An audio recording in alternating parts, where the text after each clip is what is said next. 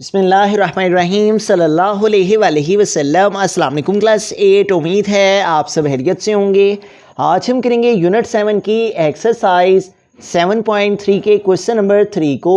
इससे कबल हम प्रीवियस वीडियोस में एक्सरसाइज 7.3 के question number 1 and question number 2 को डिटेल से डिस्कस कर चुके हैं।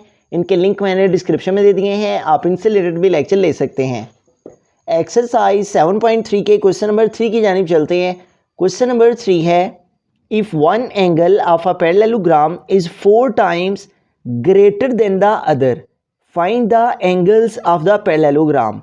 वो ये कह रहे हैं कि एक एंगल पैरेललोग्राम का वो हमारा इक्वल होगा 4 times greater than the other. ठीक है, find the angles of the parallelogram. तो यहाँ पे हमने एक पैरेललोग्राम ड्रॉ कर ली है और इसको हम नाम दे लेते हैं A, B and C and D का, और हम कह लेते हैं कि हमारे पास A B C D is a parallelogram, कि हमारे पास जो है वो ए बी सी डी एक पैरेललोग्राम डायग्राम है।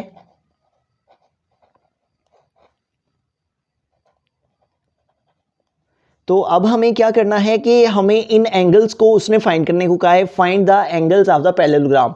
ए बी सी और डी इन एंगल्स को फाइंड करना है। तो इन एंगल्स को फाइंड करने के लिए उसने जो हमें कंडीशन दी है, if one angle of a parallelogram, तो हम इस वन एंगल को एक्स लेट कर लेते हैं। तो हम यहां पे लिखेंगे लेट वन एंगल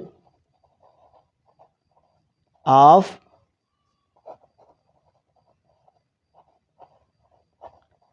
पैरेललोग्राम, और वन एंगल को हम इक्वल लेट कर लेते हैं एक्स के। ठीक है, one angle of a parallelogram is 4 times greater than the other. ये जो 4 times greater than the other है, उसका मतलब है कि अगर हमने इसको x लिया है और हम यूं इस एंगल को x कह लेते हैं, और जो दूसरा एंगल है उसको हम 4 टाइम इससे कहेंगे। अगर ये x है तो दूसरा 4 टाइम्स होगा, मींस कि ये x है तो दूसरा 4x होगा। ठीक है, तो हम जो अदर एंगल है, then other angle of parallelogram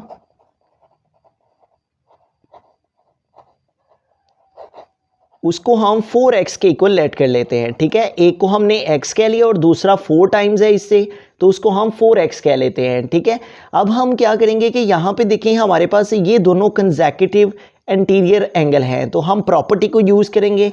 हमारे पास यहाँ पे प्रॉपर्टी है, प्रॉपर्टीज़ ऑफ पैरेललोग्राम मेंशन है। तो प्रॉपर्टी नंबर 4 को अगर हम देखते हैं तो प्रॉपर्टी नंबर 4 में है, the sum of 2 consecutive interior angles are supplementary. ठीक है, कोई से भी दो एंगल, ये दोनों कंसेक्यूटिव जो एंगल है उनका अगर सम निकाला जाए तो वो सप्लीमेंट्री के इक्वल आता है। तो हम इन दोनों एंगल्स का सम निकालेंगे और उसको सप्लीमेंट्री के इक्वल लिखेंगे। हम लिखेंगे angle A plus angle D, और इसको हम इक्वल लिख लेंगे 180 के। ठीक है, यहाँ पे लिखेंगे angle A plus angle D, measurement angle A plus measurement angle D is equal है सप्लीमेंट्री एंगल के। सप्लीमेंट्री का मतलब होता है 180, और इसके सामने ये हमने किस प्रिंसिपल, किस प्रॉपर्टी के अकॉर्डिंग ये स्टेटमेंट लिखी है, वो स्टेटमेंट हमारे पास 4th प्रॉपर्टी है, जो कि कंसेक्यूटिव एंगल इंटीरियर एंगल जो है हम यहाँ पे लिख देते हैं। कंसेक्यूटिव जो इंटीरियर एंगल होते हैं, कंसेक्यूटिव इंटीरियर एंगल, वो सप्लीमेंट्री होते हैं, इसलिए हमने इन दोनों को ऐड करके 180 के इक्वल लिख लिया। Consecutive interior angles are supplementary.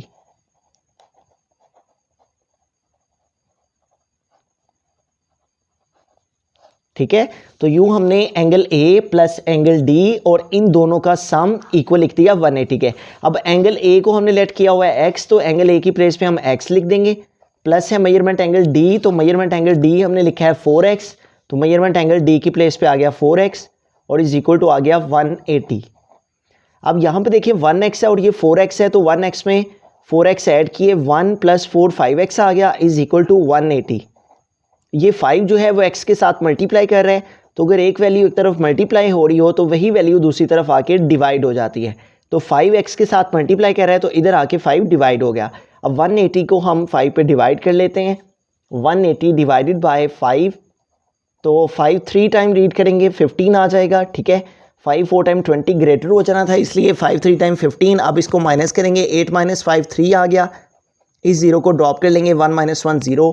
अब 5 का टेबल रीड करेंगे, 30 आए तो 5 6 टाइम 30, तो इस तरह ये 30 से 30 माइनस के 0 आ गया और ये वैल्यू कंप्लीटली तौर पे हमारे पास डिवाइड होगी। x इज इक्वल टू 180 को 5 पे डिवाइड करने से हमारे पास क्या आंसर आ गया, 36 है। तो यूँ हमारे पास ये जो एंगल है जिसको हमने x सेलेक्ट किया था ये आ गया है हमारे पास 36 डिग्री, ठीक है। अब अगर ये हमारे पास 36 है एंगल A, तो फिर इसका मतलब कि एंगल C भी हमारे पास 36 है, और वो इसलिए है कि हमारे पास जो ऑपोजिट एंगल्स होते हैं पैरेललोग्राम में वो इक्वल होते हैं, ठीक है। तो हम यहाँ पे लिखेंगे सो मेजरमेंट एंगल A इक्वल है मेजरमेंट एंगल C के, मेजरमेंट एंगल A और ये इक्वल है मेजरमेंट एंगल C के। और ये किस प्रॉपर्टी के अकॉर्डिंग हमने इन दोनों को आपस में एक दूसरे के इक्वल लिखा है, प्रॉपर्टी नंबर 3 के अकॉर्डिंग। उसमें वो कहता है कि 2 pairs of opposite angles are congruent, कि जो ऑपोजिट एंगल्स होते हैं वो कॉन्ग्रुएंट होते हैं, ठीक है। तो इसलिए ये दोनों ऑपोजिट एंगल्स हैं, ये कॉन्ग्रुएंट है, इसलिए हम इन दोनों को एक दूसरे के इक्वल लिख सकते हैं। तो मेजरमेंट एंगल A वो हमारे पास आया है 36 डिग्री, तो मेजरमेंट एंगल A की प्लेस पे आ गया 36 degree is equal to measurement angle C। R लिख के इट मीन्स के हमारे पास जो मेजरमेंट एंगल C है वो इक्वल आ गया है 36 डिग्री के। तो यूँ हमारे पास ये दोनों ऑपोजिट एंगल्स थे, ठीक है, और ऑपोजिट एंगल कॉन्ग्रुएंट हैं, इसलिए हमने एंगल A को एंगल C के इक्वल लिखा। एंगल A हमारे पास 36 आया तो हमने 36 लिख दिया एंगल C, तो ये भी फिर कितना है 36 डिग्री है। तो ये दोनों एंगल हमारे पास फाइंड हो गए, एंगल A भी और एंगल C भी। अब चलते हैं एंगल D पे। तो एंगल D की वैल्यू हमारे पास इक्वल है 4x के, तो हम यहाँ पे लिखेंगे measurement angle D is equal to 4x, ठीक है, और measurement angle D is equal to हमारे पास 4 और x की प्लेस पे हम यहाँ पे x की वैल्यू को पुट करेंगे और x हमारे पास आया 36, तो x की प्लेस पे आ गया 36। Measurement angle D is equal to, अब 36 को 4 के साथ मल्टीप्लाई कर लेते हैं,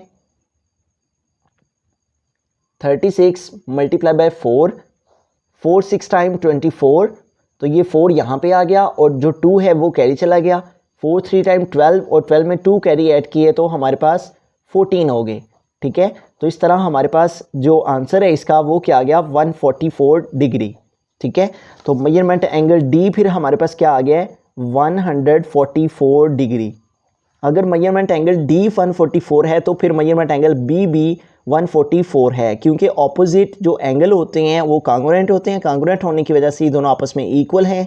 हम लिख सकते हैं कि एंगल D इक्वल है एंगल B के। हम यहाँ पे लिखेंगे सो measurement angle D is equal है मेजरमेंट एंगल B के, ठीक है।